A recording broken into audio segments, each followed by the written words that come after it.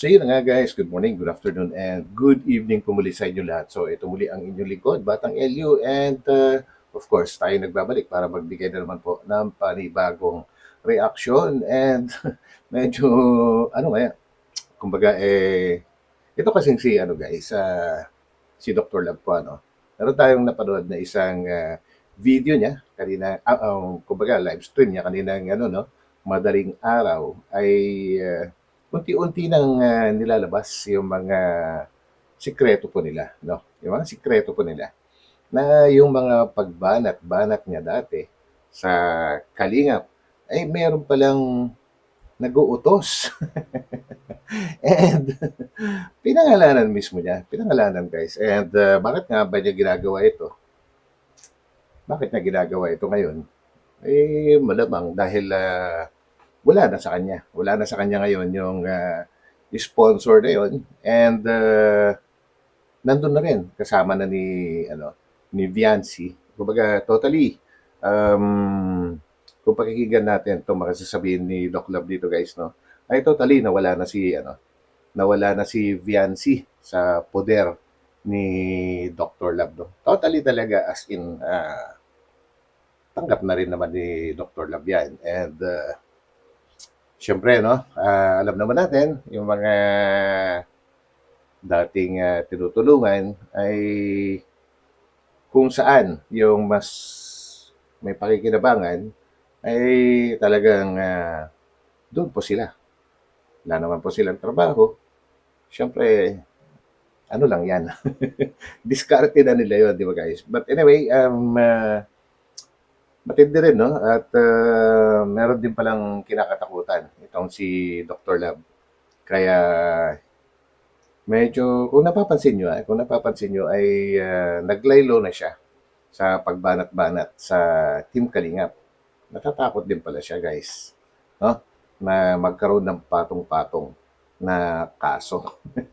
Kaya hindi na niya sinusunod yung sponsor na sinasabi na nag-uutos sa kanya para banatan natin Kalingap. Gawa ng wala naman daw ebidensya. Naku, paano yan? Actually, ang inaantay ko guys, ang pinakahihintay ko talaga na ibubulgar ni Dr. Lab ay kung sino ang nag-utos, no? Sino ang nag-utos na siraan nila itong si Kalingap Edu, no? Yung tungkol sa ano dati guys, sa Manyakol. Kasi hanggang ngayon wala rin naman talagang nailalabas na ebidensya. And kung siguro totoong may ebidensya, ay matagal na po sigurong nakasuhan si Kalinga Pedro. But anyway, hindi yun yung pinakasentro ng ano natin ngayon, guys.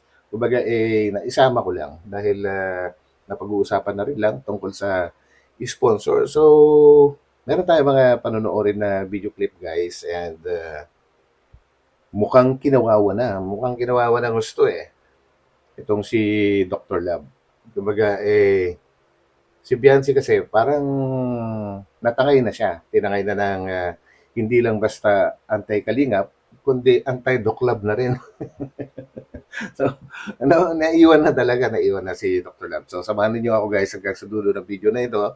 And malaya po kayong mag-comment. Huwag lang pong masyadong madiin. Kumbaga, yung sakto lang, yung tama lang. No? So, comment down na lang. And bago tayo magtuloy-tuloy, syempre huwag natin kalimutang suportahan palagi ang buong Team Kalingap sa pangunguna po yan ni Kuya Val Santos Matubang, Ate Ado Vlogs, and of course, si Kalingap Rab. So, huwag din kalimutang pindutin yung like button. And sa mga hindi pa nakakapag-subscribe, pindutin na rin po ang subscribe button. So, let's go!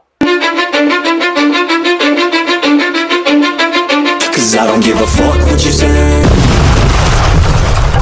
Mahal niya ako, pero mas mahal siyang iba. So yun, ang binabanggit actually niya rito ay si Biancy na sinasabi niyang mahal niya ako pero may mas mahal na siyang iba. At sino nga ba? Siyempre mamaya papasadahan din natin yan kung sino yung mga bagong mahal ni Biancy. So stay put lang kayo dyan guys at tuloy-tuloy na po natin. So let's go. Wala naman, what happened to the world? Parang hindi ako sanay tumawag ng DTV. So yun guys, no, at meron na nag-uutos din talaga, no? Bukod sa sponsor, meron pang lumalabas na nag-uutos at pinagbabawalan. Pinagbabawalan na rin itong si Dr. Love na gamitin bilang thumbnail itong si Bianci po ano. And ang nakakaano dito guys, ang talagang ano, ultimo yata pagbanggit sa pangalan ni Bianci ay pinagbabawalan na rin si Dr. Love. Kaya kung ano yung tawag namin dati na mga reactors ng Kalingap kay Bianci na tinatawag namin dalaga, eh parang ganun na rin. Parang ganun na rin. Parang ganun na rin si Dr. Love. Nako, kawawa naman talaga tong si Dr. Love. Ano ba nangyari sa'yo? Ang bihira buhay ito. Ganun na nga. Ganun na nga. Pati, Yun. So, girl na rin. Girl na rin, guys, ang itatawag niya kay Bianci. Ano na nangyari? Grabe naman yun. Kumbaga dating scouter, no? Scouter and founder. Naging founder siya ng ano ba yung ano nila, yung team nila, Team Guapa. Ayun ba yung siya yung founder and kaya nabuo yun, syempre. Para kay ano yun para kay Bianci naman talaga yun. Kung iintindihin natin, sino ba ang guwapa? Di ba si Bianci naman yun? Kaya binuo ni Dr. Love. And ngayon, wala na. Wala na si guwapa. Kumbaga, natuluyan na guys. Natuluyan na ano. Kawawan Dr. Love to. Kumbaga ultimo paggamit-gamit niya ng thumbnail ni girl ay bawal na. Sorry guys, medyo na ano lang ako, nadadala lang ako ng emosyon ko. Medyo natatawa kasi ano ba nangyari? Bakit ganun? No? Matindi. So, tuloy natin to. ba ako kasali? Pati tayo dyan. Pati ako. Oh, sige, iwas tayo. Baka may strike ako. Yun, kailangan talaga umiwas. Baka i-strike down nila si Dr. Love guys And parang alam din ni Dr. Love kung sino yung taga-strike ni Bianci, no? Ikaw pinagsabihan, wag lagi i-thumbnail. Ay, ako pala pinagsabihan? Patay tayo dyan. Ano ba nangyari sa mundo?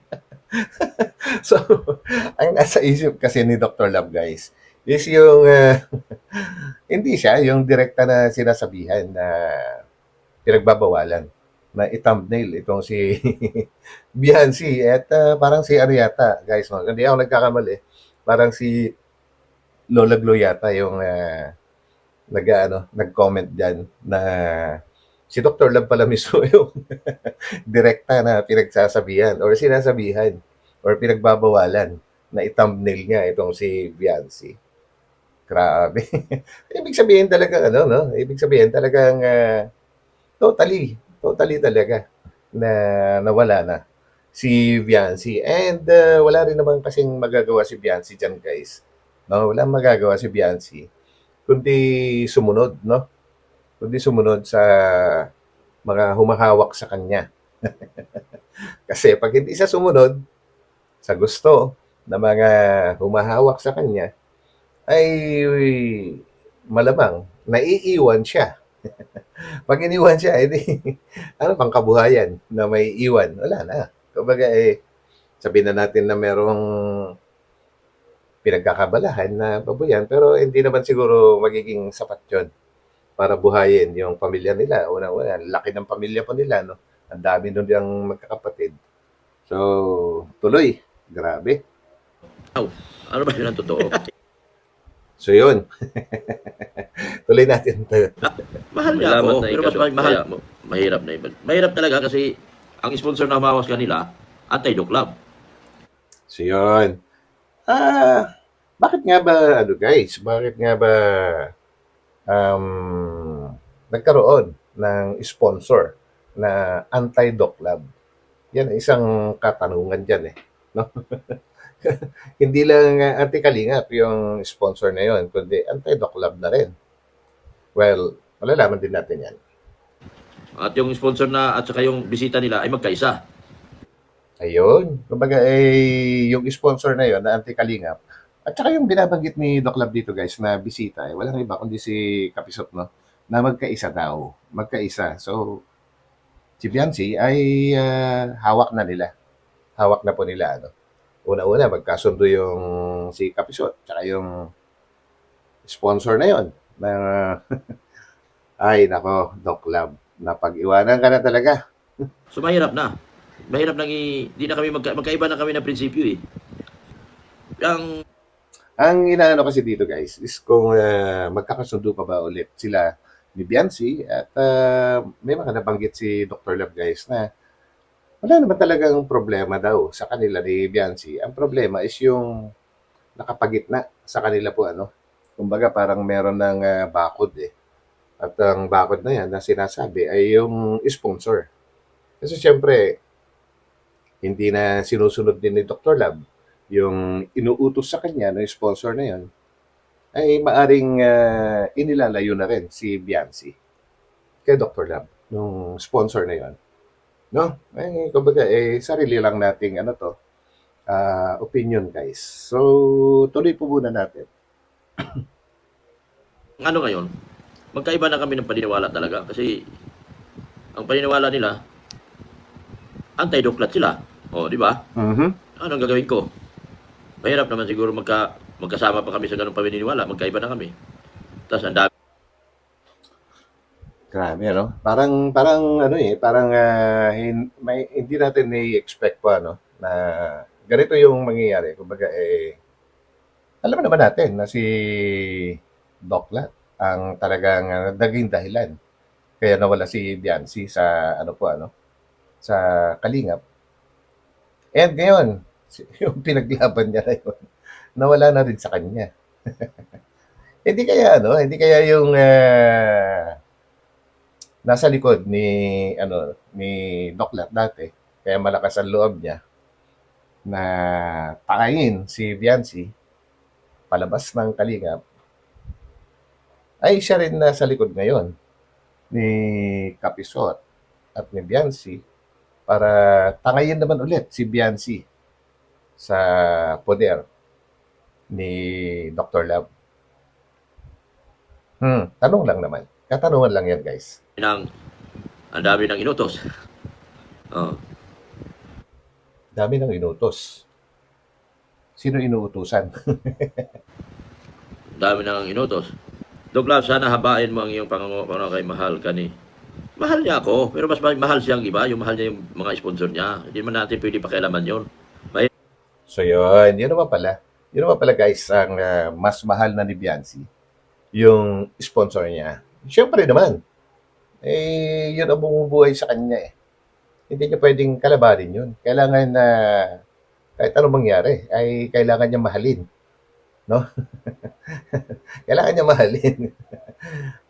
Otherwise, ano pwede mangyari sa kanya pagka hindi niya minahal yung sponsor niya? Wala.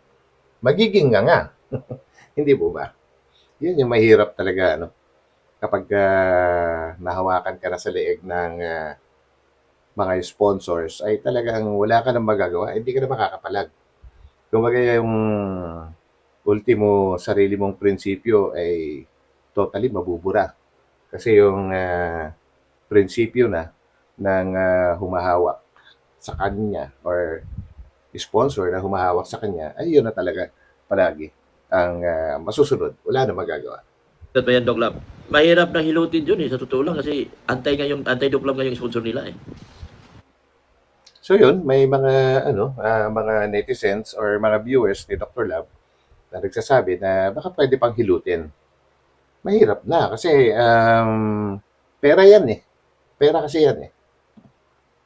Sino bang papanigan ni Biancy? Si Dr. Lab ba?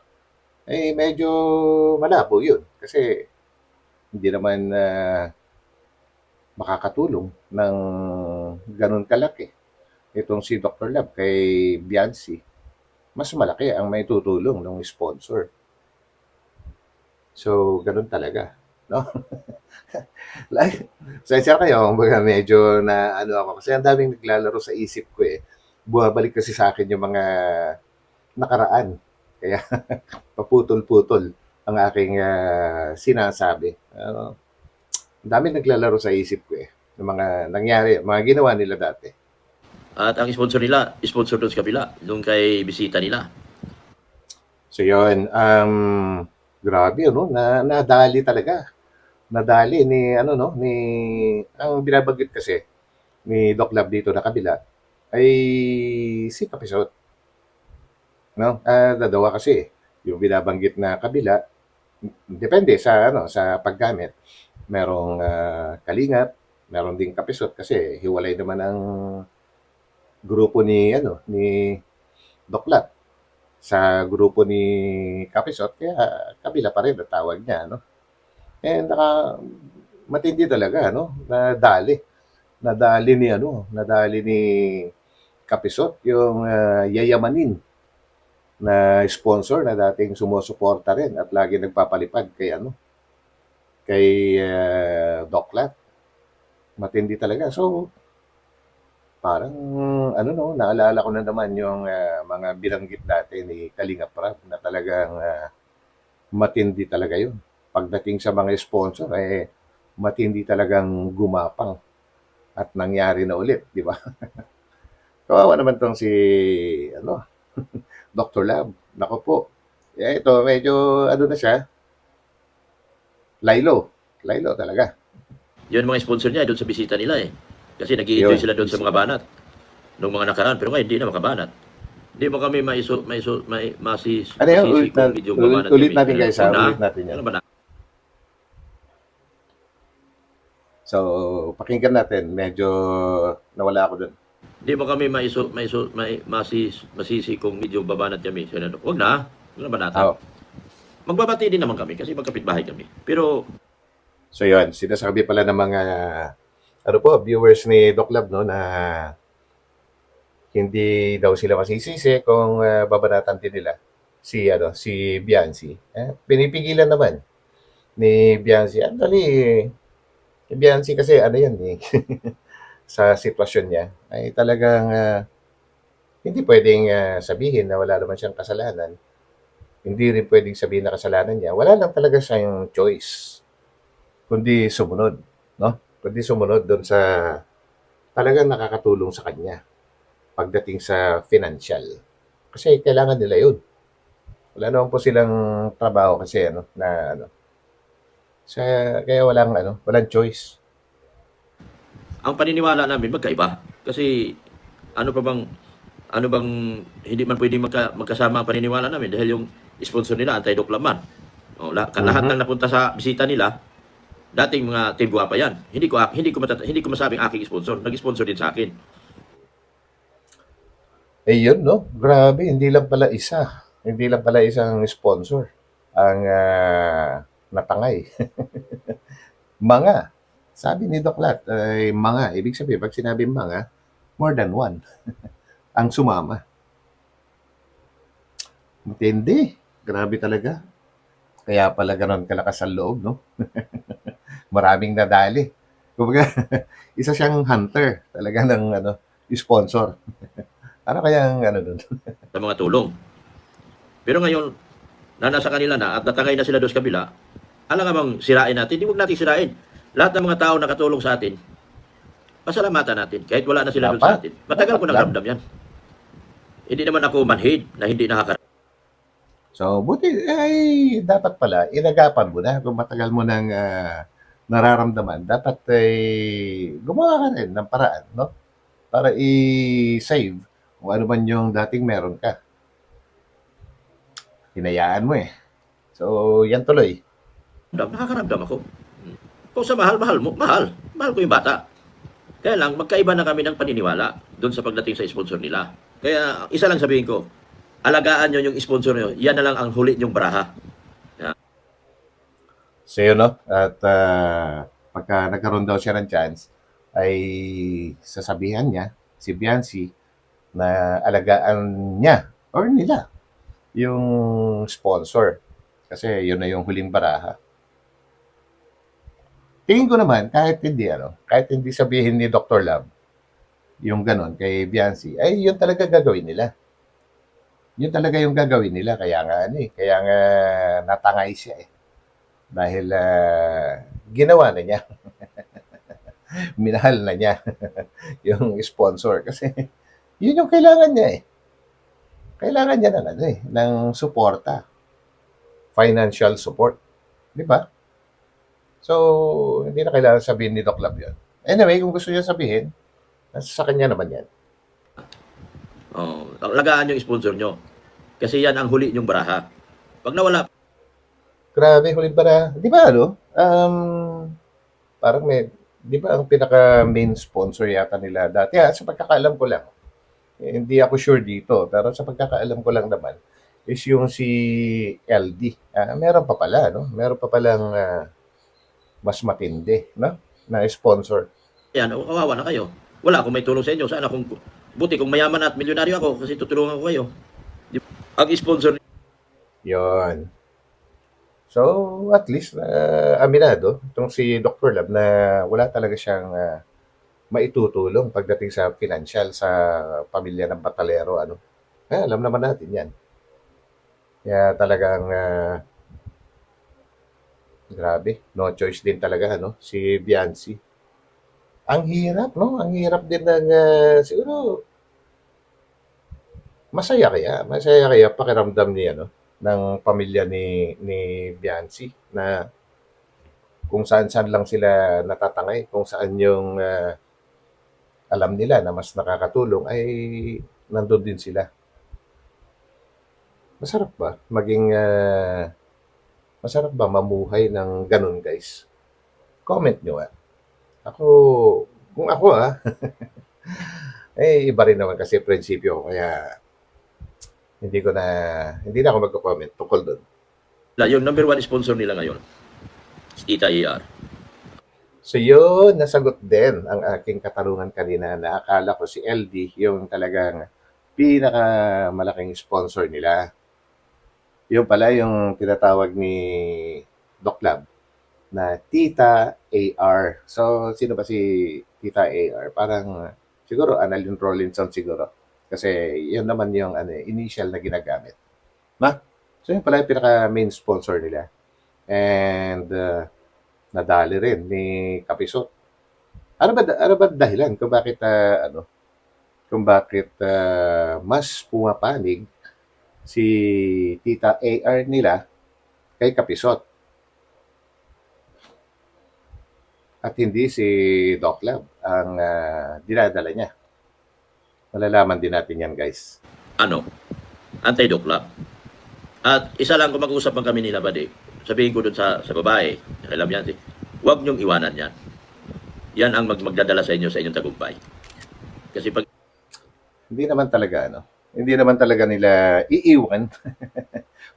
Anong mangyayari pag iniwan nila yung sponsor? Ano mangyayari sa buhay nila? Di ba? Wala. Hindi nila iiwan yan. Siyempre, doon sila sa talagang mapapakinabangan nila. Kaya ka nga iniwan kasi alam mo rin naman na na wala kang maitutulong sa kanila, mas alam nila yon.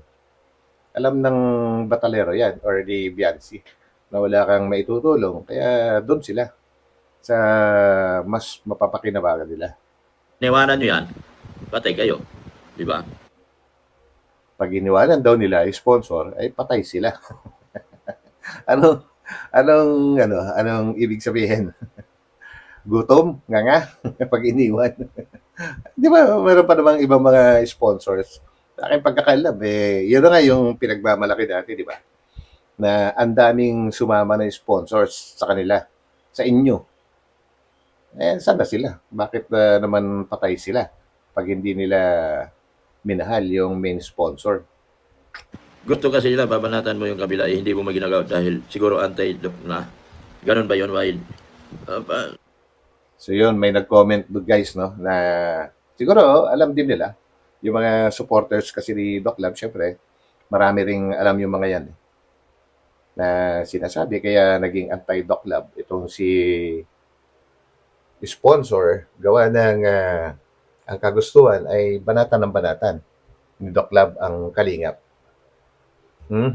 Yan na. Hindi ko magagawa dahil wala ko resibo. Yon. Buti alam mo na ngayon, no? Dati, buwabanat ka na buwabanat ng alanganin. Ngayon guys, hindi na raw niya magawang banatan. Ang kalingap, gawa ng walang resibo o kaya walang katibayan. No? Natuto na. Well, kailangan talagang matuto kasi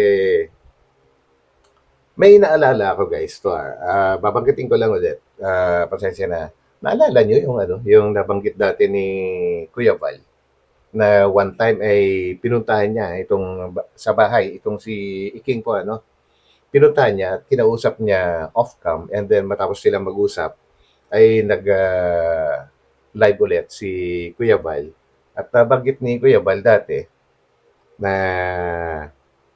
parang nagkakaroon ng collaboration ang Team Kalingap at Team Guwapa. Kumbaga parang sister ba? Parang sub ng Kalingap ang Team Guwapa.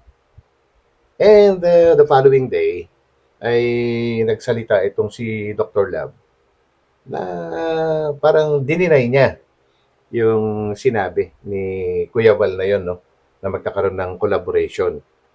Sabi niya, ay wala raw ganung hindi daw mangyayari yun. Siguro naalala ko, kaya ako naalala, no? Siguro kung nangyari yun, ay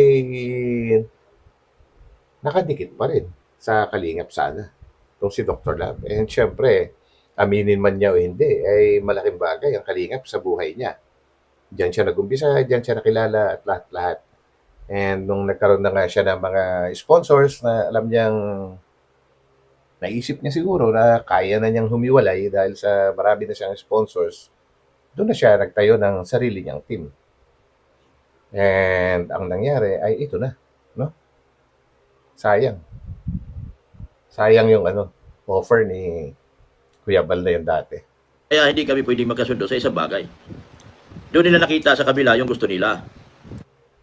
Ang sinasabi niyang kabila ay yung si si Kapisot. Doon nila nakita kay Kapisot yung gusto nilang mangyari. Yung banatan na walang humpay ang kalingap. Kaya nila nagustuhan si Kapisot. Ano kaya ano bang meron? Bakit gusto ng sponsor na banatan? Napabanatan pala ang kalingap. Ano bang nangyari? ano bang nagawang kasalanan ng kalingap sa kanila? Doon na nakita. Isa lang masasabi ko talaga doon. Ito guys ito. Bali boses na lang kukunin natin dito kasi medyo masyadong blur naman yung video sa part na ito. So pakinggan natin. Kay Tita Iarna. Sorry, hindi ko talaga magagawa yung gusto nyo. Maaaring humanga kayo doon sa kabila dahil bumabanat siya. Matindi ang mga banat niya. Kasi, mahirap yung wala tayong ebidensya kasi, Tita niya. Kaya sorry. So yun, nagsasorry siya kay AR dahil hindi niya magawang banatan ang Team Kalingap dahil wala daw ebidensya o resibo. So, talagang parang sinabi na rin niya at inamin na rin niya na inuutusan talaga siya. At ang dahilan ng pagiging anti-Doc Lab nitong sponsor na ito ay dahil hindi na magawang banatan ni Doc Lab ang kalingap. Bakit nga ba hindi na binabanatan ni Doc Lab ang kalingap? Ano ba dahilan naman niya kung bakit tumigil siya? Mahirap kasi, Tita, na banatan ko sila tapos at the end of the day, patong-patong ang kaso ko. so yun. So yun naman pala ang dahilan kaya tumigil si Doc Lab na sa pagbanat sa kalingap dahil mahirap daw na banata ng kalingap. Wala namang resibo tapos babanatan. Tapos, at the end of the day, siya yung magkakaroon ng patong-patong na kaso. Ang galing mo. Ang galing mo na club. Kahit pa paano alam mo, alam mo yung, kahit alam mong hihina yung team gwapa mo, ay mas pinili mo yung para sa sarili mo na iligtas sa mga patong-patong na kaso. Pero ang tanong, absuelto na nga ba siya? Dahil sa hindi na niya binabanatan ang Team Kalingap. Yan ang abangan po natin. Kasi kung pagbabasihan natin, yung mga nabanggit or nababanggit naman ni Kuya Bal ay baka magkaroon sila ng love letter kasama si Manas. No? So, yun ang abangan natin. So, yun lang guys. So, hanggang dito na lang. And sana'y naging malinaw yung ating pag-uusap-usap or ating pag-a-analyze sa or reaction sa video na ito. Comment na lang guys kung ano naman po ang inyong mga kanya-kanyang opinion. No? So, ito muli ang inyong lingkod, Batang Elyu. And magkita-kita po tayo ulit sa aking susunod na upload. At huwag pong kalimutan pindutin ang like button. So, yun lang po. God bless and bye-bye.